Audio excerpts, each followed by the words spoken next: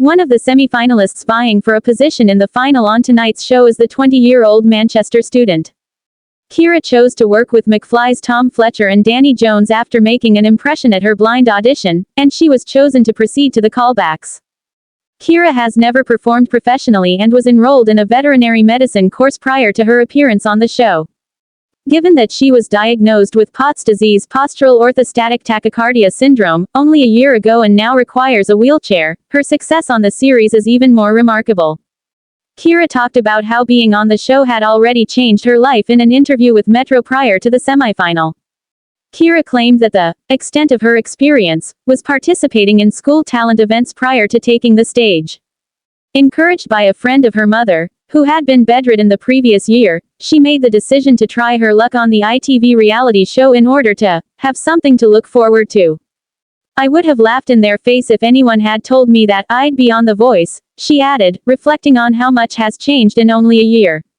Being on The Voice is shocking, but cool, because I was so sick for a long time that I was unable to leave my house or my bed.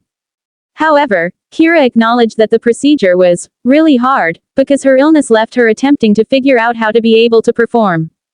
She clarified, "I like to belt, so you need a lot of support. It's pretty hard to figure out where to position and support yourself, but I had no choice but to throw myself into it." Being on a show like this naturally causes nerves, but for Kira, symptoms might be triggered by an elevated heart rate.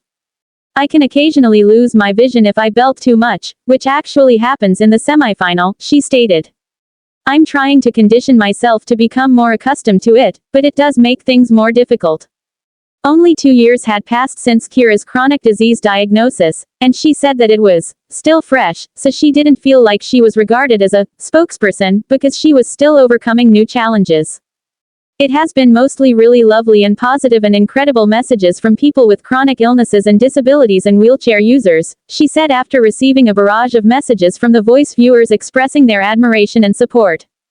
Even though Kira was suffering from imposter syndrome, the coaching panel, which also included Sir Tom Jones, will.i.am, and Leanne Rimes, provided her with a lot of support.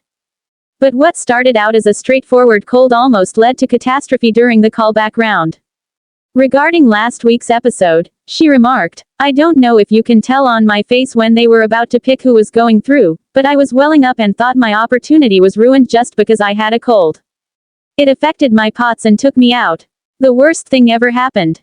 Kira did discuss how she is now taking action to obtain experience, even though her performance in the series will be disclosed in upcoming episodes. "Winning would be crazy, and when you're that close, you can't not want to," she remarked. "But during the show, I also applied to a music university, and I was accepted. I'm currently 3 weeks into my music studies in Leeds.